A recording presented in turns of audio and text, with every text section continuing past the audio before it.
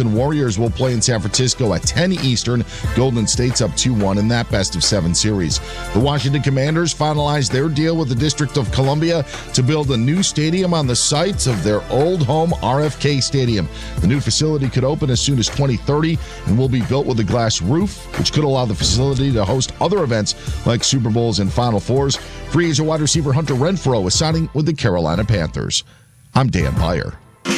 Today on the Rob Dibble Show, plenty of playoffs to get to, but we begin with number 144. The Seattle Seahawks have traded the 144th pick to the Cleveland Browns. With the 144th pick in the 2025 NFL Draft, the Cleveland Browns select SHEDEUR Sanders, quarterback, Colorado. Got that feeling! And now, here's Rob Dibble. Yep.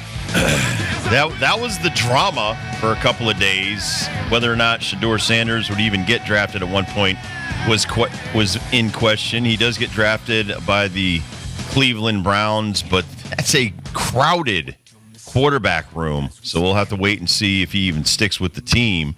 And a lot of things were said. Listen, that's the way the draft is.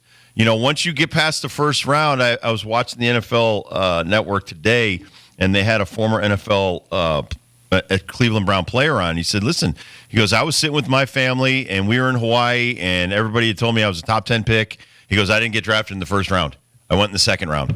And he goes, it's not easy to sit there with your family where everybody thinks every phone call. And he said at 15, every team started calling. And so it's probably a lot of chaos and things like that. But at the end of the day, if SHEDEUR Sanders is good enough to play in the NFL, that will be shown in camp. He will stick. He'll play. And you're not going to care where he was drafted. Other players have gone as far as Tom Brady. He's one of the greatest quarterbacks of all time, went in the 6th round. You had Russell Wilson. And I remember this because I was working with Rodney Peete at the time. And Rodney's brother was a coach on the Raiders, and the Raiders had a scouting report on Russell Wilson, and all of these teams missed. So it happens. Sometimes you miss with picks. Sometimes you make great picks.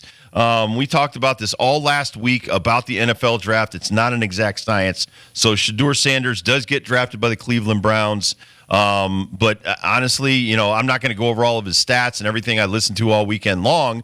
But there was a lot of reasoning between interviews and how he handled himself at the combine to why he may not have gotten drafted. I even saw a interview with his father, not just talking about SHEDEUR, but talking about his other two brothers and where they're going to play in the NFL, basically saying, this is where I expect my kids to play, and if they're drafted by another team, I'm not going to let them play. So that being said, maybe that's another reason why these NFL teams were kind of sketchy on drafting him. To me, that's a big reason. I think there's a lot of indictment to daddy ball, where I don't want dad to be hovering over my practices or making some kind of call somewhere on the decisions that I make. Like, it's different in the game of football than it is for Bronny James and the Lakers. The NFL is a much different league than the NBA. Even for the Browns, it's a head-scratcher pick, honestly. Like, if you were to do this, you should have done it with the Dylan Gabriel pick that you used before that. It's a 5-quarterback room right now. You got Deshaun Watson, who's paid more than anybody in the league, and they want him to work out because of the contract. You brought in Joe Flacco to be some kind of calming piece just in case that doesn't work or Deshaun Watson's knees fall apart once again, which, who knows when he's going to get on the field. You got Kenny Pickett. You got Kenny Pickett as well to be a backup player. You traded for Kenny Pickett. And then you got Dylan Gabriel in this draft. Now you got SHEDEUR Sanders. You got 5 quarterbacks on, and I don't know which one I would even like. I'm hoping Dylan Gabriel or SHEDEUR works out for the Cleveland Browns' sake. But for them to even make this pick at 5, you got to think, too, if you're the Browns, like, oh, man, he keeps on falling. Maybe we can still get him. Other teams are passing, too. There's right. 31 other teams that are like, nah, no thanks, man. I don't want any part of this. Whether it's his play and him being overrated to what he was actually in college as a Heisman candidate, or that they don't want Deion Sanders sniffing around their practices all the time. I don't know what it is, but falling to the 5th round is very telling for this individual. I think talent-wise, he's better than that. So there's got to be something else in the cake. And for the Browns, again, I thought the Browns started off really good, but I think they fizzled out in the end as far as their draft picks go. And you're right, like, just to get a spot at the table is one thing, and you should be proud of that. And he's got a ticket to work his butt off and turn some heads. If it's not in Cleveland, you're gonna have a lot of preseason opportunities to possibly make a team or switch teams and get on someone else. But that was the big topic of the draft. I think everybody was kind of, you were texting us about SHEDEUR during the weekend. I was kind of getting my news through you. And then everybody else. A former NFL player told me he didn't think SHEDEUR would even get drafted. I mean, It was at that point I was like, "Are you serious?" He's like, "That's just what the scouts are saying." The scouts had told him, and I don't want to name him because he didn't want even the scouts to be named or any of that because of what happened. But he said when SHEDEUR showed up at the combine with an attitude, it turned a lot of teams off. Now, again. He's 23. He's the kid of Deion Sanders. I watched a lot of video over the weekend. He's a Heisman Trophy candidate. That's right. And so the pros are he could play football.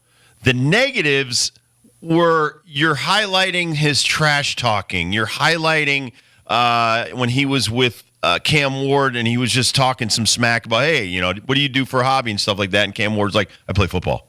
I just want to be known as a football player. That's it. And so people were like, and look at him. He's trying to do records and all. None of that should have mattered. But that's where we are in 2025.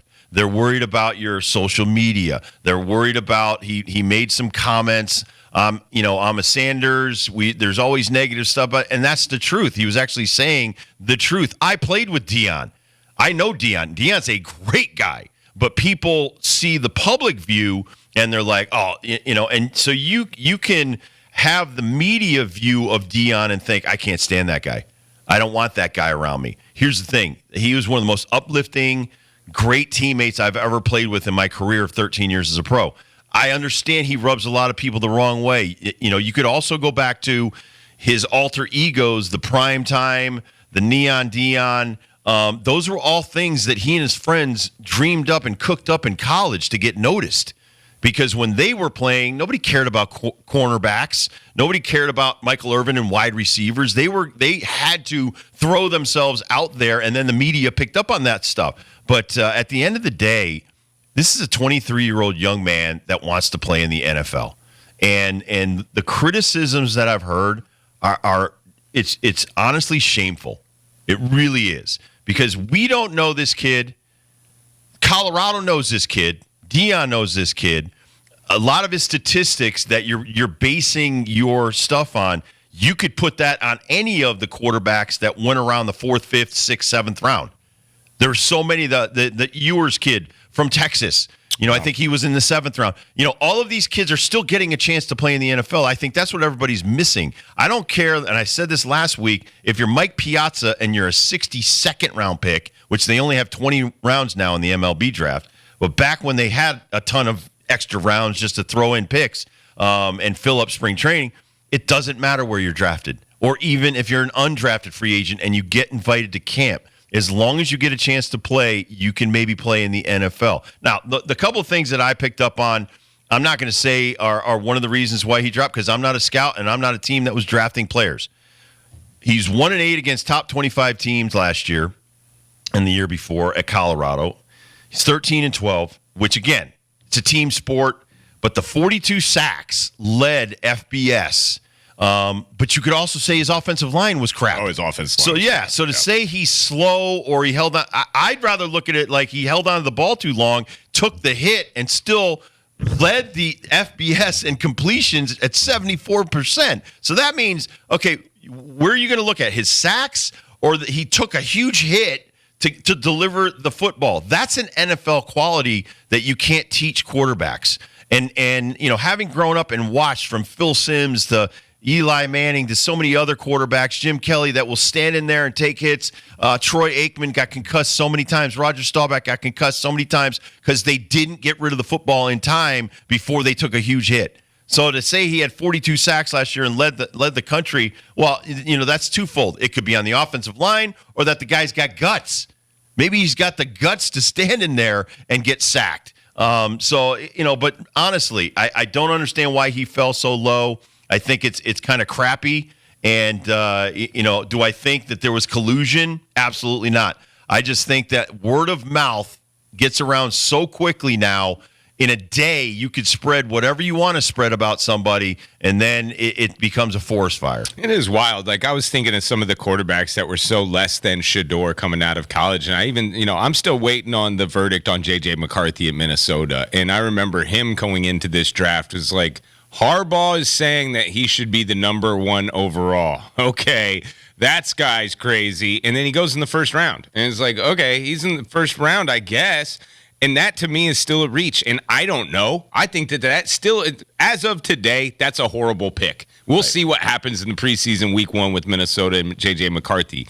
But it's just bonkers to me that Jim Harbaugh can speak that into existence, and that's a first-round pick. And then what we saw on tape, like watching SHEDEUR on tape, I know his offensive line sucked. The one thing I like about him is he hangs in the pocket and can take hits. Now, you're not going to be able to take a lot of hits in the big boy league. And I'll even say that to Travis Hunter as well. Wait till Travis Hunter has to tackle some of these running backs on defense. Like, he's given up some weight against these guys. But when I watch SHEDEUR Sanders on film, to me, he's light years better than J.J. McCarthy, and that's why he was a top 5 Heisman winner. I know the record. I know the dad. I know the offensive line. I'm just shocked that this particular league is taking flyers, and the same team is taking flyers on a Dylan Gabriel from Oregon, then they wouldn't take a flyer on a SHEDEUR Sanders. I mean, you're talking about the Steelers. You're talking about the Saints. You're talking about his best bud, Tom Brady, and the Raiders, who, by the way, I thought killed it in this draft. The Raiders did. But there's a lot of teams that have great relationships with SHEDEUR, and they passed as well. So, there's probably a little bit of both. There's probably a little bit of football scouting that's actually true that are knocks on the kid, and there's probably a lot of scouting that's true that is not on the dad and being kind of a helicopter dad situation. I mean, listen, I thought about Trey Lance during this whole thing, and the fact that this guy was a first-round pick, another one, and the 49ers gave up so much for this kid. Yeah, you're going off of, like you said, you could look at tape, but you don't know what kind of person you're dealing with. And even if the 15 minutes didn't give you what you wanted from SHEDEUR Sanders, and you thought maybe he was arrogant or confident or whatever, what does that have to do with football? I've played with a lot of guys. In fact, I was not the nicest person to probably be on a team with. You should have that attitude. Right, actually. But you have to have that attitude and a fear of failure because that's what sets you apart. That's what got people people to gravitate to watch me in high school and watch all these people play in high school and college, get you recruited to college, get people recruited in 7th, 8th grade. I mean, to make it seem like this guy is not a good guy because you don't like his dad is absurd.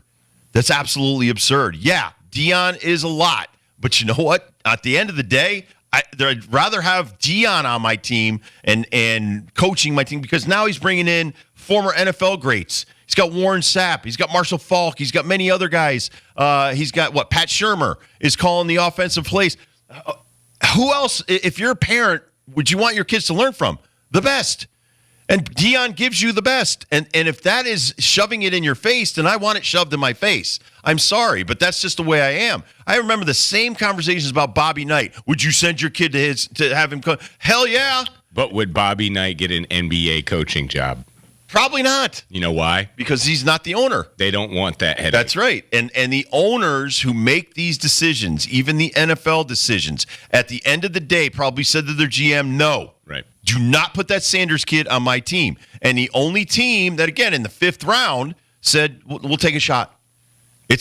Listen, we already took the shot with Deshaun Watson. We got a lot of shots. That's right. We got a lot of shots out there. If you're shooting your shot with Deshaun Watson on his baggage, Jesus, this is a 23-year-old kid that honestly is already made millions in NIL. He's already proven he can go from Jackson State to Colorado and raise that program up with his father Yeah. and his brothers. I mean, you could get worse people is what I'm trying to say. And in this day and age, and even when I played, there's a lot of bad people that slip through the cracks, get into the system, and sometimes it's too late. How many, not just NFL, MLB, so many guys that are just awful people that become star athletes because you're so blinded by their athletic prowess that you forget this guy's a real scumbag off the field. This guy's a real problem in the classroom. This guy was awful at college. This kid doesn't seem to have any of those traits. So I was shocked and saddened by what I saw all weekend, but I was very happy that at least one team had the guts to step up and say, we'll at least give him a shot and kick the tires on this kid and bring him into camp. I thought all of our local teams did well. They filled a lot of needs. I thought the two worst picks of the entire NFL draft were committed by our New England Patriots. Oh, my gosh. I mean, you come hate on. kickers. What are we doing with this? Andres Borolajagalis. I mean, I'm sure he's a great soccer player, which you can find these kickers at a soccer team near you. Don't they have the Revolution? Isn't that their MLS team? I mean, I'm sure the Hartford Athletic have got 3 or 4 guys that can put it through the uprights. I mean, this kicking stuff is candy from a baby for these soccer players. And this Andres guy was it 6th round? Not even 7th, was 6th round? No, he was 6th. 6th round? Like, how many guys, football players, that you are passing up to take a kicker? Oh, but it doesn't stop there, Dibs. In round 7, the Patriots took a long snapper. Yep. Well, he's probably his friend. Dibs, I'll give you 4 weeks. 4 weeks. And I could be a long You would be snapper. a Pro Bowl long snapper. You can take No, Dibs. No. Long snappers don't have friends. Yes, they do. Where do you get that from? Long snappers are the friendliest. Long snappers are the most They're everybody's friendly. buddy. They're everybody's They're buddy gophers. because they have nothing Right. else to do but long snap. They will get you water. They will get you food. Oh, you forgot your helmet? Use mine. I'm not going to use it until we punt. Hopefully that's never. Man, isn't my job great? They say that. They actually say that. Like, I like long snappers more than I like kickers because they have to block somebody and potentially make a tackle once. But still, Dibs, I'm telling you, your brother, Chris, what are you doing, man? We could get you some long snapping practice. He was a rugby player. Oh, gosh, he's got the spin. He knows exactly how to do it, man. Like, in 4 weeks, we can turn him into an NFL long snapper. You don't need to draft one. But the Patriots did get one of the running backs I love from Ohio State. Oh, that was great. Yeah, Trey Henderson. Yep, Trey Henderson. So that was good. Second round. Clock killer right there. I don't know why running backs fall to the 2nd, 3rd, 4th round, but that was this is something that when Belichick was there, he was great at picking off these great picks that people may have passed on, too small, too whatever. I like that pick a lot. 2 no-doubters to me for the Patriots. The 3rd round, Jared Wilson, Georgia center. No doubters going to be a long-time center in the league. Knock on wood. Nothing else happens like injury-wise. Josh Farmer, I think, from Florida State, defensive tackle. He was a part of the first Florida State crew, not the last year's team. Like, he was on last year's team, but he was a big part of why we were talking about them being in the football playoff last year. I'm interested in this receiver that they got, Kyle Williams. Now, smaller guy, 5'11", 5'10". Maybe this is the slot guy that they've been drooling over that hasn't been able to replace Welker or Amendola or who's my guy that I love so much that has the Edelman. So hopefully that this is kind of a slot guy receiver. But everywhere else, I thought the Giants did a really good job. I mean, Abdul Carter is a steal, I think, at 3rd. What did you think about another first-rounder that they picked, Jackson Dart out of Ole Miss? I mean, again, we talk about SHEDEUR Sanders, but this kid, he established himself as a gutsy quarterback, a guy that I don't care how far back you want to go. You can go all the way back to, the days of Y.A. Tittle and bleeding from his face on the sideline. I mean, you want a gutsy quarterback, and I think they got one with Jackson Dart. Hopefully he can impress some people. He's going to be sitting behind Wilson and Winston for the first year, and I think he's going to get a lot of good tutelage from both of those guys and seeing some of the trials and tribulations. I don't know if this team has to make the playoffs to keep their head coach and general manager. Yeah. If not, there's going to be a total redo. And I don't know if Jackson Dart's a part of that redo because you know how it is. New guys come in, they want their own guys. So if I'm Jackson Dart, I'm trying to learn as much as possible in this league and take it for what it's will. Any kind of rep he gets is going to be bonus time, but I'm not expecting him to come in at all for the New York Giants this year. But you never know, man. He could develop into something for year 2, a necessity thing. They throw him in there, he turns some heads, and all of a sudden they got a franchise quarterback. Could happen. They did some great stuff. Cam Scatterbo was another kid that a lot of people love. 5'11", 215. He's a bowling ball. He's a knot. I mean, you can do anything with them. Like, he can catch the ball out of the backfield. He can catch the ball in a slot position. Hell, he's just a football player, man. Hell, put this kid on defense, special team specialist. I love Cam Scatterbo. What about the Jets before we get to? We have Dom Amore from the Hartford Courant who's going to join us in about 7 minutes. But we'll talk everything with Dom. What'd you think of their draft? They got big boys. I love the offensive tackle that they got up front. Plus, they just beef up their defense a little bit more. I'm interested in Mason Taylor, the tight end out of LSU. The offense to me is kind of a head scratcher. I don't know. 6'5", 255 seems to be the you can't teach that. Prototypical tight end that was drafted. You can't this teach weekend. that. No. Plus, they got another corner on the other side. Again, one of those Florida State corners. He was on last year's team, but he was also on the better defense, too, the team 2 years ago. But just the wide receiver out of Georgia and the tight end out of LSU. I'm going to wait until I see it. But we'll see what Jets are even rolling with as far as offense goes. All right, we'll take a quick break. We'll come back with Dom Amore. It's kind of a short show. We're done at 6 because the Yankees and the Orioles for the next few days are going to start early. But you're going to love it because the game will be on at about 6:30 every night. And, you'll be able to do whatever you want about 9:30 every night, after the Yankees and Orioles, after you've listened to here on 97.9 Fox Sports Radio. But Dom Amore is always game to come on, talk about anything. I'm sure we'll talk about the Yankees and maybe the Knicks and some other stuff. But Dom Amore from the Hartford Courant covers UConn sports as well. We'll be right back. Ben, got Kirk Kaplan on the ones and twos, and John Ashmead is on our YouTube channel.